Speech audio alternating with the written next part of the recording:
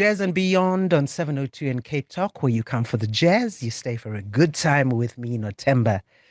And I'm very excited that the lineup for the Standard Bank Joy of Jazz has, or should I say, the first artists have been announced in the lineup.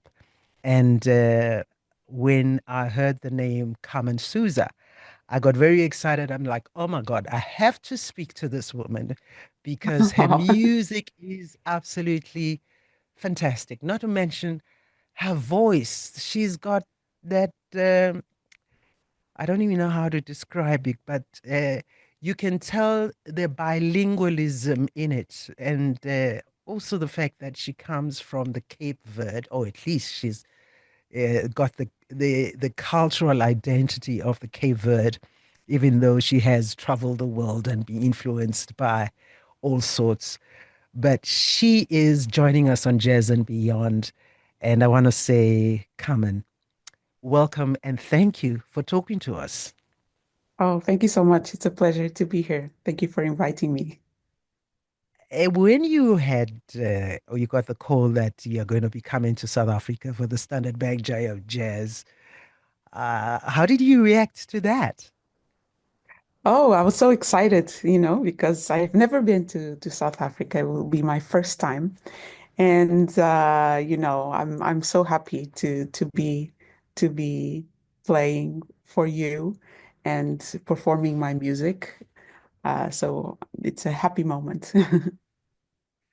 But you and I can understand the excitement because you have done music from this country. You've done Pata Pata, you Yes, know, yes, which is a yes. Miriam Makeba song. Yeah. And I think there's another one you've also done from this country. But I might remember as the conversation goes. But Okay. you were not born in the Cape Verde, but your parents were. Yes. You were born in Portugal. Mhm. And then what was it about your environment then that told you that you got to get into music? Well, I think, my environment was already very musical because Uh-huh. my parents would take me to church every Sunday. And, there's a lot of music in there. So I was very influenced by gospel music. And then after a while, at home, also my father, when he was home, he would listen to a lot of Cape Verdean music. Um, and he would play the guitar as well. So from a very, very young age, I remember being very curious about music and sound and how the sequence of notes would create a melody and stuff like that. Mm, And then I started to, I went into a gospel choir here in Portugal. I was accepted after an audition, and that's when I started to work with my longtime companion, Theo Pascal, and he was yep. really the one to say, you should really do something serious about music because you have what it takes, you have the talent. And yeah, from there until now, it was 20 years, and here we go. And here we go. When was the first time you actually went to the Cape Verde? And what were your thoughts of it and experience from what your father exposed to? The difference, was there a difference from what your father exposed to in terms of the music and the language and when you actually went there? Actually, it was so strange because I felt immediately at home. Uh-huh. At the time I went, I was like 9 or 10 years old. I went with my mother for holidays, and we spent a month and a half there, and I didn't want to come back. I was like, why do we have to come back? This is so nice. And I was completely at home, and my mom was even, she was surprised because, as a child growing up in the big city, and having all these commodities of electricity and TV and radio and all that stuff, and then going to somewhere so remote that you don't have Mm, any of that. And there's only nature and humanity and I was completely mesmerized about this. I was so happy to be at this place. mm. It felt instantly mine, and it was one of those situations where I'm not missing anything from the other side. I'll just stay here. Uh, Yeah. and so it was quite an impacting experience for me.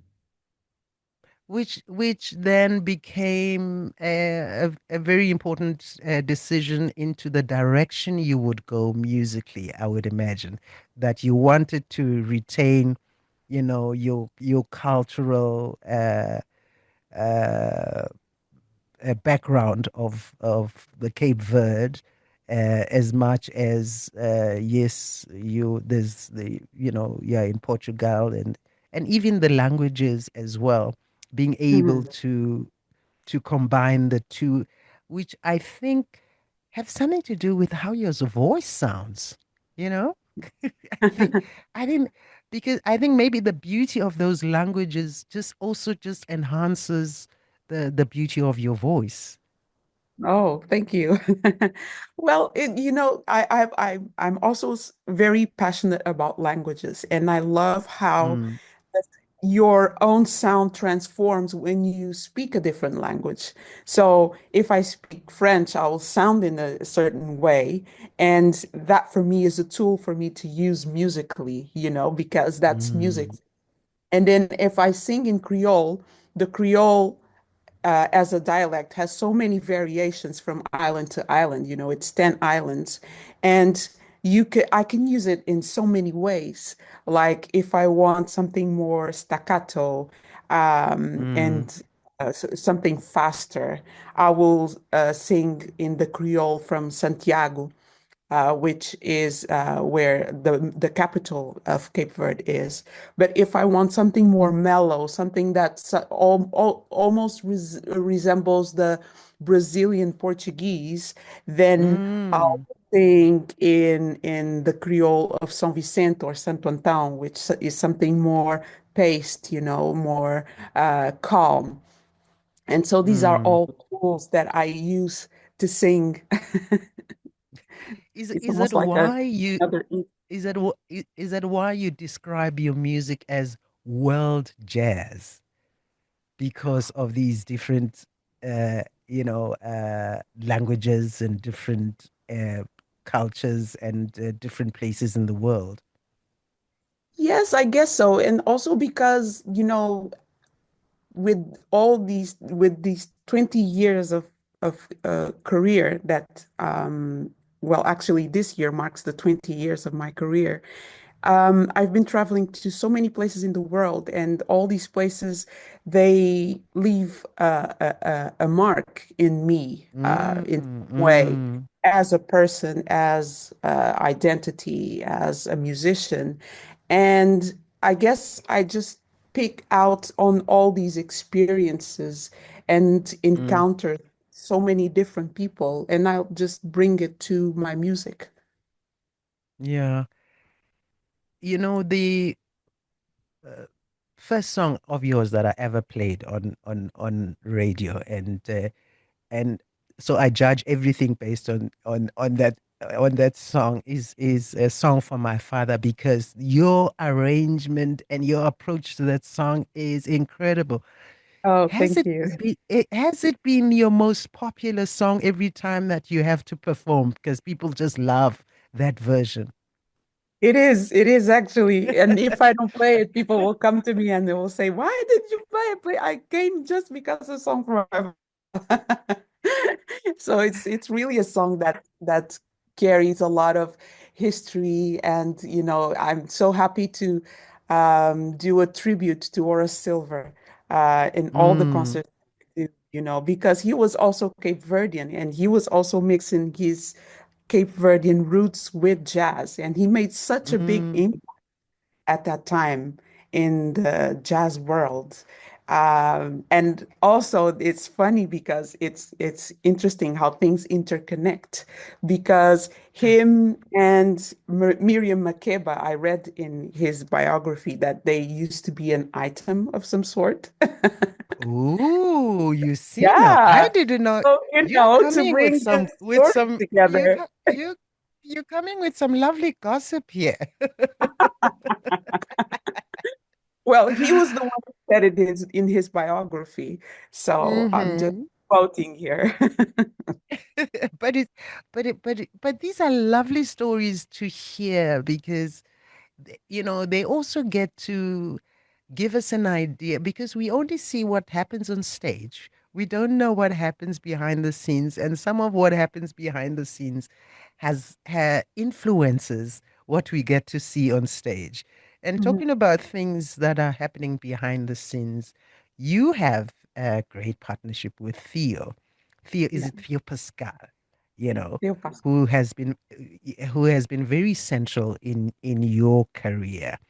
What is it about this collaboration that makes it work so well? Well, it was also very interesting from the beginning because as he told me that then that I should do something with music, then we started to work Mm, together. And then he was really the one to show me jazz music. And I started to listen to this sound and I was really interested in it.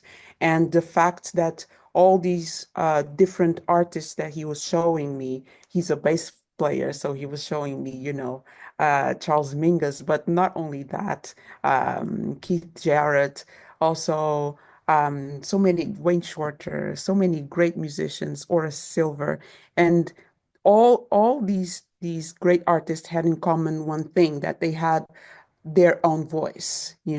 mm, And when mm, you would put their music in the radio playing in a system playing, you would know instantly, oh, this is that or that artist. And mm, I mm, was really interested in that aspect of jazz, the fact that you are free to um, create yourself and recreate yourself as well, because as you grow, music isn't something that is stagnant. And my voice, I always feel that is something that is not stopped in time, is something that I continue to discover, and I have more and more will to discover it every time. Um, mm. so it was very important at that point for me to um, get to know more about jazz, and then this influenced me in a way that when I started to compose my own music, I kind of made a whole stew out of all these influences. The Yeah. influence that I had from home, where my father would listen to a lot of traditional Cape Verdean music. But one interesting thing was that he would listen to a lot of instrumental music because he was also a guitarist. And so he would listen Yeah. to a lot of instrumental Cape Verdean music. And so I also grew up like emulating the sounds of like clarinets or the violin or even the guitar, and just singing that, without any lyrics. Sort of like So sketching it. Mm, exactly. And so that kind of connects into jazz because then when I listened to jazz, I started to sing all these different instruments like saxophones or trumpets or, because it was mm. something I was used to do. Yeah. And I like that you have a sense that, you have a responsibility to represent the Cape Verdean culture, globally. And this is and I think it becomes very important for artists to realize that role they have of spreading the culture and of what their country is about through the music and through the arts. But even though you're doing that, how do you then balance that with the Carmen in 2026 who also wants to innovate and add new things, into the music, even though still honoring the Cape Verdean culture and traditions? Well, I guess that um, I've been doing that for all these years, and Mm, I think that it's something that is always going to be within me because it's something I grew up with. It's not something that I turn on or off, yep. because your identity and your roots, and I grew up in this environment, because the Cape Verdeans, when they travel around the world, and there are more Cape Verdeans living outside of Cape Verde than inside. So Mm, we are naturally travelers, yeah. But when Cape Verdeans travel anywhere in the world, they form their own islands, little islands, where they yeah, a preserve, community as well. Mm, yes, where they preserve, the Creole language, that whole environment, the food, the music, the way of being. And for a child growing up in that, it's part of you, you don't even question. That's what you grew mm, up, and later on, if you start exploring that within yourself, it's going to come out naturally because um, as you were starting to learn how to walk or how to talk, this was also an influence, yeah, and yeah. I guess that's Yeah, that's what's happened. and of course, we all know the famous Caverdian mama, who musically spread the music of the Cape Verde, and loved that she used to perform on stage without shoes, bare Yeah, feet. yeah. And when you look at her and think of her, do you feel a responsibility to carry the kind of flag that she did as well? And what is it about her that you loved so much? Well, I what I loved about her so much was her simplicity, The Cape Mm, Verdean people are so docile and so simple, And it's with her, although I unfortunately I never met her personally, she had that what you see is what you get, She didn't have any um masquerades or anything like that. She yeah. was like, Mm-hmm. if she was at home in Mindelo, or if she was in a stage in Paris, or anywhere in the world, Cesaria was Cesaria.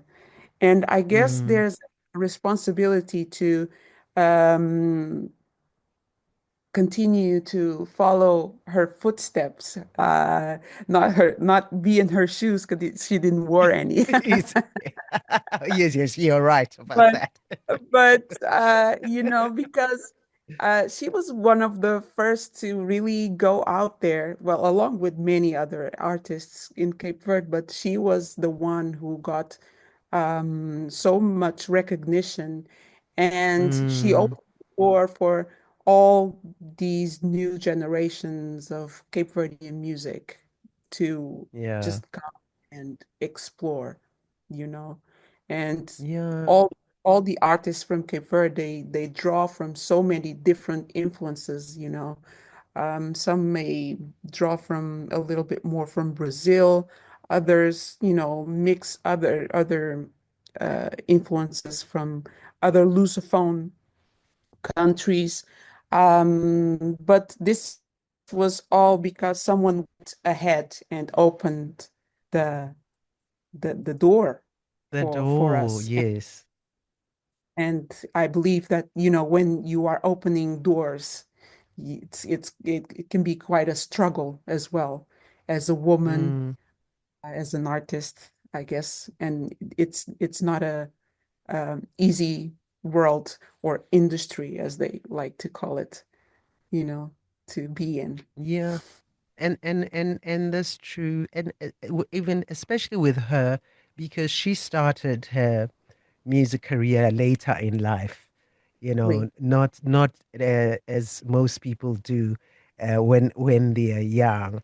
But in your experiences and in your journey, 20 years later, can you look back and say that, working in the male-dominated spaces, uh, you're navigating this landscape uh, has had challenges, or it it just more motivated you to push along whatever challenges were there?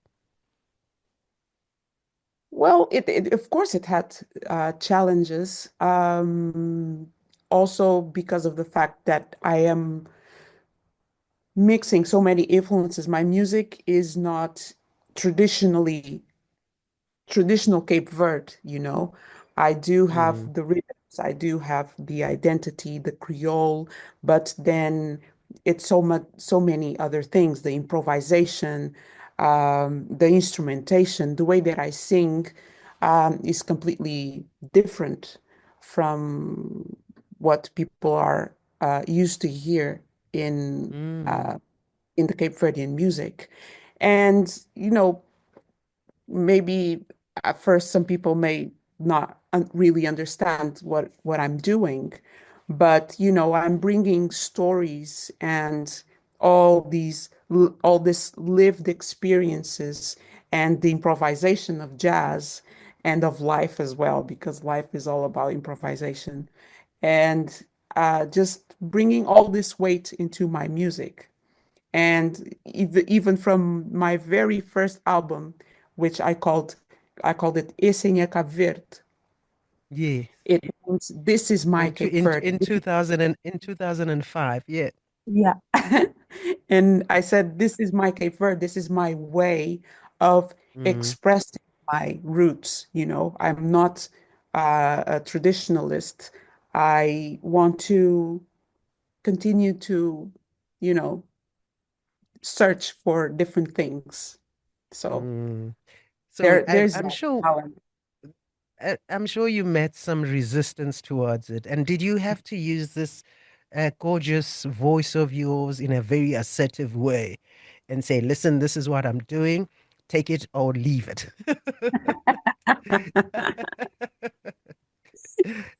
I guess you have to. You know, there's so much music in the world. If you don't like it, just Exactly. quit. Yeah. And also, still staying in that vein, because you also have to take a leadership role on stage when it is your music.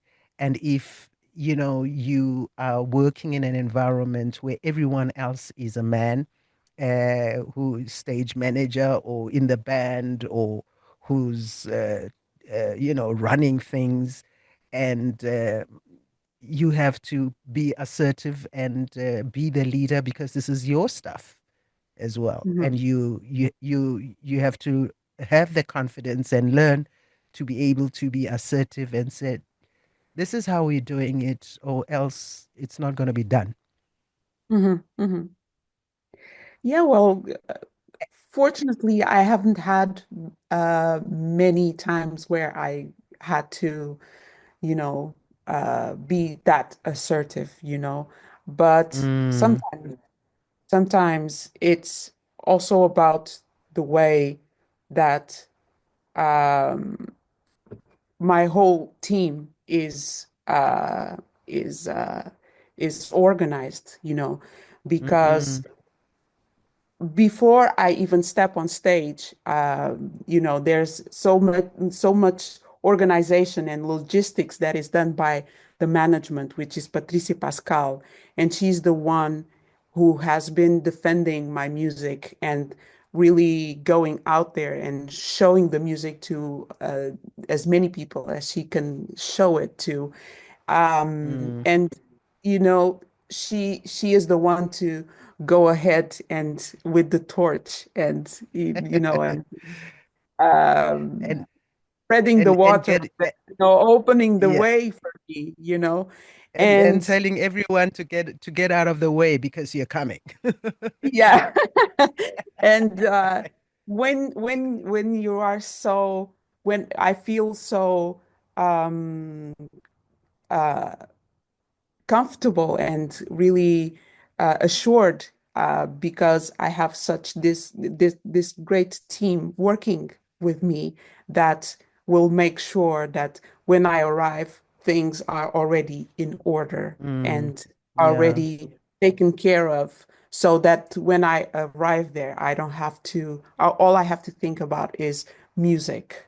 You know what I mean? yeah. And this, I do understand this is a really, really privileged perspective and blessed Mm. perspective. Yes. And so many other women may not have this This opportunity that I'm having. opportunity. Yeah. But Tell me about some of the women, especially from the diaspora, that you also admire and who've also influenced you as well. the women in general from the diaspora, Yes, in general, yes. well, I guess that I would have to say my mother, Mm, because she because well she was such a warrior.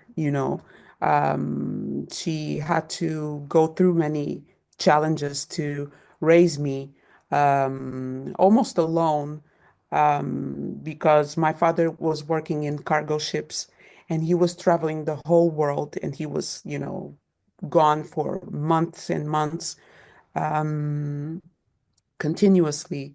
And she kind of had to take on the role of mother and father. And mm, it was, I know it was really difficult. So, and she kind of mirrors all of these women from the diaspora who are such warriors. They travel to other places, they search for better conditions for their family, and to provide a good education, a good home, mm. just lifting, their children up so that they can go and take on the world. And Yes, so and I guess, blossom. yes, Mm, yes. So that's yeah. a real beautiful image that I have, because my mother really mirrors that spirit of the warrior woman from Cape Verde, from the diaspora as well. Are you a mother? No. Not yet. Okay. Or just not. I'm wondering about the stories you tell in your music, because obviously with us who don't understand the language, Mm, we can only imagine what you're saying and interpret it in our way, the way we feel the music. I mhm, mean, you've had some amazing albums.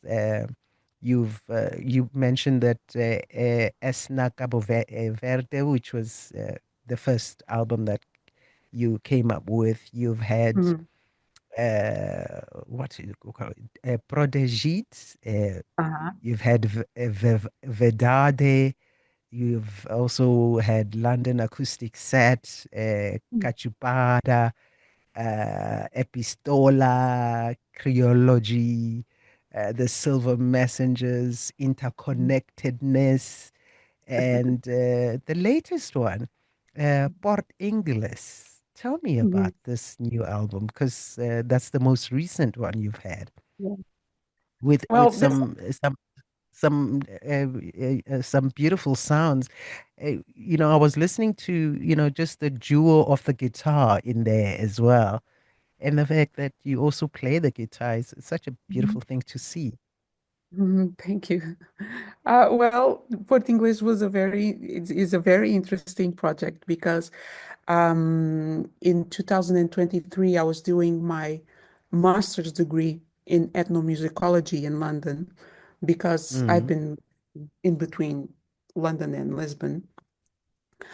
And for my final project, my final thesis, I did a research on the British presence in the Cape Verdean Islands. And Wow. so, yeah, and so I had this written work that I had to deliver and also music. And so I decided to do the album. And so I did the album just collecting all these memories and all this history of the impact that the British had in the Cape Verdean Islands. It was a presence of almost 200 years. Mm-hmm. And it was, of course, it had such a big impact, economically and culturally, and musically as well. And so all of these different stories that I found, for example, musically, the British quadrille was brought from the UK into Cape Verde, and there it became the contradanza, and it's still a musical genre that is performed in Cape Verde, although it's kind of, losing its space and slowly being forgotten. Also, there are words from the British English that ended up being creolized and adapted to the Creole. Mm-hmm. Uh, for example, there's a song that I called Ariop, because I would listen to my father would tell me this all the time, Ariop, Ariop, and I knew he meant pick up your pace, but I didn't Uh-huh. know that it came from hurry up. And you know, Wow. there are so many words like boat, boy, straight away, full speed, all these different words that they were being heard by the men working as stevedores in the port of Mindelo, which at some Mm-hmm. point was the biggest port in right in the Atlantic. It was a really strategic point to refuel and to, bring Yeah. salt and, conserve the food in salt to bring it further 1,000 miles away. So it was a really important point, first for the Portuguese, and then kind of when there was a kind of hiatus in the Portuguese administration, the British kind of took over, but they didn't really assume as a colony, but they were there exploring it for a long time. Yeah. And what an interesting research Yeah. that you did there. And what what did you take away from that, you know, from those facts that you found out? How did you how did it impact you in terms of what do you think of the impact all that had on your people? Was it in a positive way, or did you have a sense of, oh, we've lost something and had to adapt. We've lost a little bit of ourselves and had to adapt because of the both British and Portuguese influences onto the Cape Verde Islands. Well, I guess there always you lose some, you win some, you adapt, you transform, and that Mm-hmm. happened a lot with Cape Verdeans. Um, it's really interesting because it really goes to show that culture is something that is always evolving, Evolving. And Yeah. one image that I have from one book that I read, I think it was Paul Gilroy, The Black Atlantic. he was talking about all these ports, they would be receiving everything, from goods to enslaved people. And mm, although this was a time of colonization, of slavery, of um, of really taking people and dispersing them into different places, one thing that this movement could not control was the movement of culture. And all these mm, ports would be uh, they would be, these big boats would come with all these goods, let me put it like this, but they were also coming full of different cultures that would then mix together and create something else. And for me, that's the important part. Although it was a really bad time and really bad movement, there was still something new created from there. And from I there. think Mm, Cape Verdeans, they are the biggest example of how something new is created. yeah, And for example, for the music of Cape Verde, it's such a big mixture of different things from Africa, from European. We even have a mazurka, which it's like it has Polish origins, mm, and all of this got translated and transformed and creolized, and it mm, became something completely different. yeah. So I guess I like to see the good part of of all these Of the encounters, history, of the of history and the the experiences. the Yeah. good part of the chaos, I guess. Of the I know because I mean the impact of the Creole has really spread to such a wide space to the South, to the Americas and everybody, because Yeah. even them, when they do their own research and of their culture and their history, it always goes back to that part of Africa, Hmm. when they trace themselves back. Do you believe, though, that the Cape Verde uh, culture has found has found a space in the jazz world globally, or it still has to, come in a bit more? Because there's the likes of you and the Caesarius of, or, Avoras. Do we need more of it, or is it enough and More it's Cape growing? Verdean jazz. Yeah, or more of the, the story and the history and the culture of the Creole, you know, I think so. I in think so in in because in jazz music. Yeah. yeah, I think so because well, in my opinion, it goes so well together. And also, um, you know, the Creole can be anything. It's the mix of so many different things, and Mm, it mixes so well with jazz, because jazz is also improvisation, is um, yes.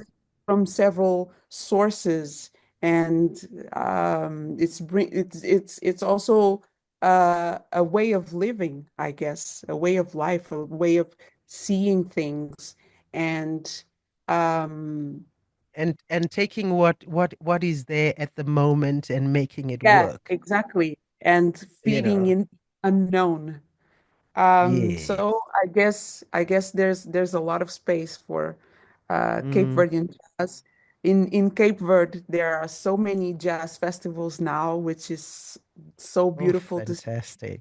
And Mm, they're bringing all these great artists into Cape Verde, and they are influencing the new generations as well of great mm, musicians, of singers.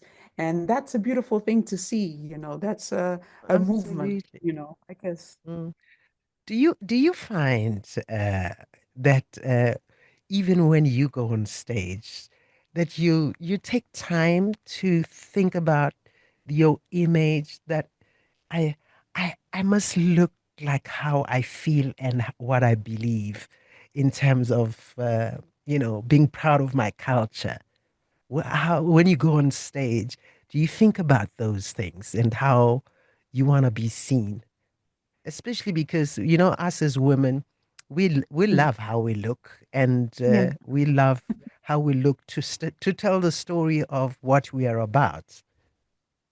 Yeah, I guess so. I guess because there's a beauty in in your own confidence, Mm-hmm. when Mm. you I always say this, when you really love yourself, you Yeah. want to feel good in your skin, and especially when you go out to a stage, that's all the recognition, and you're in the spotlight, and so you want to Mm. look your best, you want to look confident, because that's going to help you also to perform and to reach people, you know but I really love to go on stage and really connect to people, because music can be so so strong. You were saying, I don't understand most of the lyrics. You sing in Creole, but um I've had so many people come to me, although I didn't understand the word, your music touched me so much. And that's so Mm. beautiful, Yeah. because it transcends everything, music transcends everything. And that's a beautiful thing. It's human, Yeah. it connects in a human level. And it's What beyond us. and we want to feel that humanity and that contact with you. Tell me about the uh what you have prepared or what you are going to prepare, because it's only in September. I think it's too early to ask that, what you're bringing to the who you're bringing with, and are you going to go as far back to your first album, or are you going to focus on your more recent things, and what stories you want to tell us when you come to perform at the Standard Bank Joy of Jazz? Well, the concert, well, it's going to be two concerts, so the 25th and 26th. Yeah. And people are going to hear what we've been talking about, which is Portuguese, the music from this new album. But yeah, Mm. I'm also going to mix a little bit music from, 20 years ago, because, good to bring all this soundscape of what Yeah. 20 years have been, and Mm. it's intimate, but it's also expansive, it's rhythmical, and it's I want to create this atmosphere, and I want to bring people in this journey. Oh, beautiful. What's your favorite song to sing and perform?